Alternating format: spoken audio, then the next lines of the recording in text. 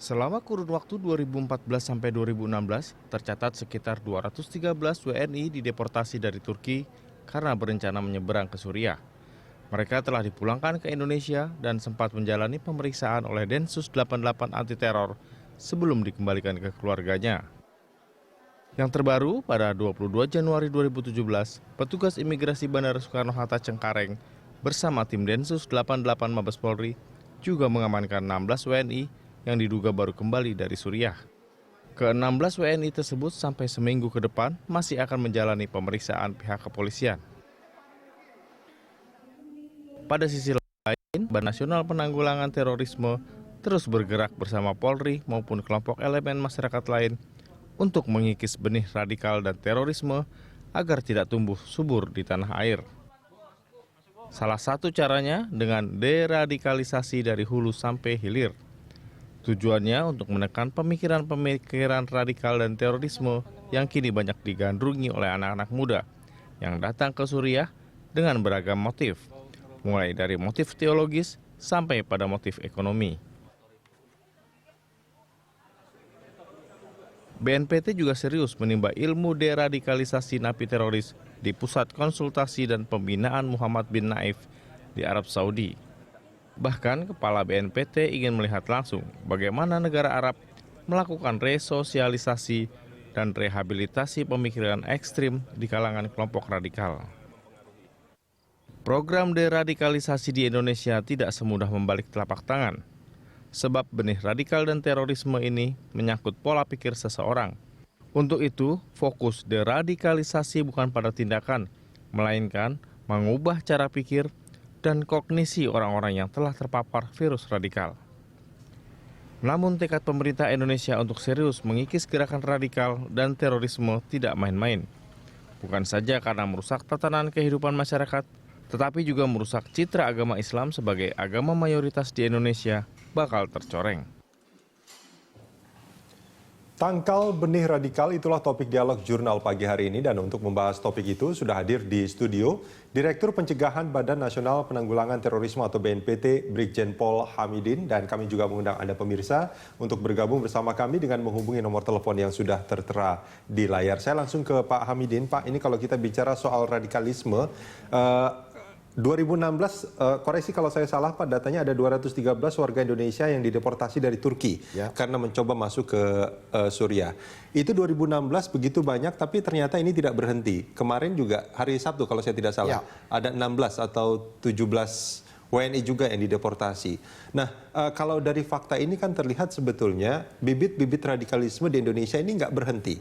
Iya, jadi kami pertama ingin menyampaikan bahwa apa yang dilakukan oleh BNPT, basic kita, berpikir kita adalah dari berbagai penelitian. Kita mencoba mengkaji itu. Jadi dari Lembaga Kajian Islam dan Perdamaian yang dilakukan oleh Profesor Dr. Bambang Pranowo beberapa waktu yang lalu, itu kita menemukan data yang sebetulnya cukup mengagetkan untuk kita. Bahwa ternyata 50% pelajar yang dijadikan target penelitian itu setuju dengan tindakan radikal. Kemudian 25% pelajar dan 21% guru ternyata ada pendapat yang mengatakan ternyata Pancasila itu tidak relevan lagi. Kemudian ada 84% siswa dan 21% guru yang menyatakan setuju tentang penerapan syariat Islam secara total di Indonesia.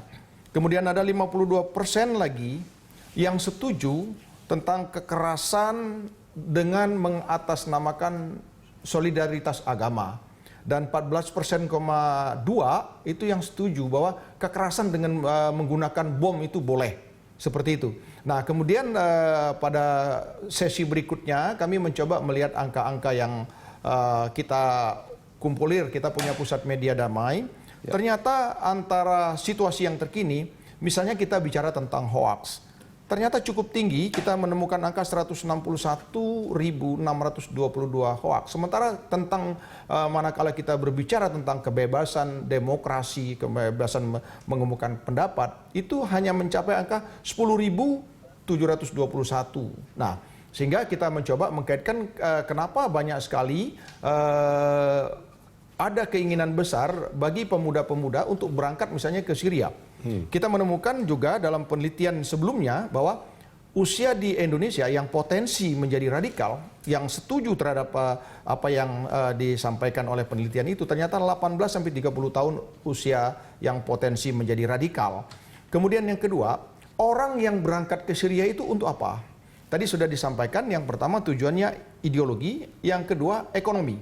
Kalau kita bandingkan antara ideologi dan ekonomi, ternyata posisi ideologi itu menempatkan posisi penting yang menarik orang untuk berangkat ke Syria. Jadi gambarannya adalah, saya beberapa waktu yang lalu bertemu di dalam lapas dengan seseorang tersangka, terpidana, yang dia merekrut orang untuk bergabung kepada ISIS. Sebentar, saya potong sedikit. Ini napi? Ya, napi. Jadi yang napi yang kita masukkan dalam program deradikalisasi kita, kita ingin menggali sebetulnya kenapa sih kok begitu banyak pemuda-pemuda yang ingin berangkat ke Syria.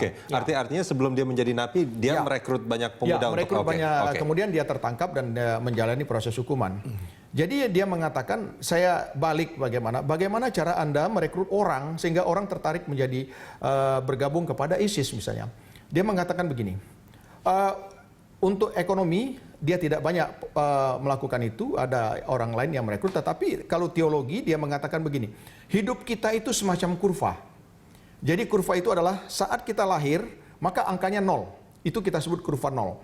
Kurva 0 ini kita lahir dari rahim ibu kita, kemudian dia kaitkan dengan surah Ar-Rahman dan lain sebagainya. Kemudian begitu kita lahir, maka itu kita sebut kurva 0. Berjalan kita pada saat kita mulai menyusu, lepas susu, kemudian kita menjadi balita, kemudian kita sekolah, akil balik, kemudian kita bekerja, kemudian kita menikah akan melahirkan generasi 0 baru. Jadi pada kurva 0 baru. Kemudian dari 0 akan menuju kurva 1 sampai 5. Kurva 1 itu adalah kurva di mana kita menuju kepada kematian.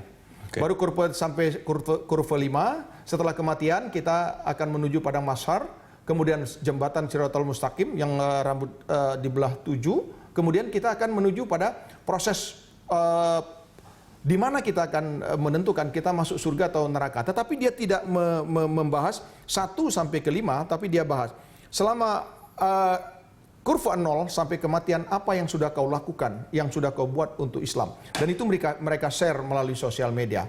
Dampaknya apa? Orang yang pernah melakukan kesalahan itu mereka masuk. Jadi terjadi pergeseran model-model rekrutmen antara terorisme pada masa yang lalu direkrut secara konvensional, misalnya dengan kontak verbal, pertemuan tatap muka, taklim kecil, dipilih satu orang yang terbaik, misalnya menjadi pelaku bom bunuh diri, kemudian di situ ada mulai identifikasi diri, siapa yang menjadi gurunya, kemudian setelah guru indoktrinasi, kemudian dikaitkan dengan berbagai ayat dan lain sebagainya, dengan Al-Quran dan diurai demikian, kemudian jihadisasi. Sekarang tidak, mereka balik, mereka membuat kelompok forum chatting, kemudian melalui Telegram, melalui WA, pelan-pelan diajarkan di situ. Sebentar, jadi forum chatting? Ya. Seperti apa forum chatting ini maksudnya Pak? Forum chatting itu mereka misalnya masuk dalam satu grup Telegram, kemudian kelompok-kelompok yang sealiran dengan Telegram mereka. maksudnya aplikasi Telegram yang ada aplikasi di Telegram yang di smartphone sosial media. Ya, betul. Ya, kemudian bisa WA, kemudian ada juga menggunakan Facebook. Jadi mereka berbagi, sharing tentang apa yang mereka dapat ini, kemudian siapa yang tertarik kemudian mereka bergabung. Artinya kalau misalkan sekarang BNPT Pak Hamidin itu melihat ke Facebook, ini mudah sekali sebetulnya mencari kelompok-kelompok chatting ini, kelompok-kelompok yang namanya?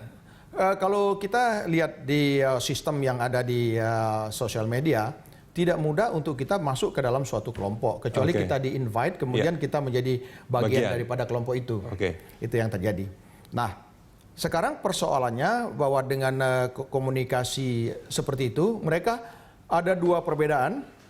Satu, kalau kita bandingkan dengan Al-Qaeda dulu, itu model rekrutmen yang konvensional, dari mulai proses seleksi, kemudian identifikasi, indoktrinasi, kemudian jihadisasi. Sekarang ini mereka terbalik. Dan beda yang kedua adalah, kalau proses Al-Qaeda dulu, Al-Jamaah Al-Islamiyah misalnya, maka mereka kita lihat bahwa Osama bin Laden dulu itu mempunyai konsep yang berbeda. Osama bin Laden itu adalah konsep khilafah jangka panjang. Sementara kita lihat ISIS saat ini dia menerapkan yang kita sebut khilafah konstan. Kita ingat misalnya zaman khilafah Umar bin Khattab, khalifah itu adalah orang yang kata-katanya didengar dan harus dilaksanakan. Untuk itu yang sekarang terjadi adalah orang yang sudah masuk ke dalam kelompok mereka bisa bersumpah setia langsung, berbayat langsung, tidak perlu berhadapan muka, tetapi bisa juga melalui sosial media. Bahwa saya bersumpah setia kepada Al-Baghdadi. Dan langsung jihad. Dan langsung bisa melaksanakan Pak Ahmedin, jihad. kita jeda sebentar, kita akan lanjutkan ini di segmen berikut. Pemirsa jangan kemana-mana, kami segera kembali.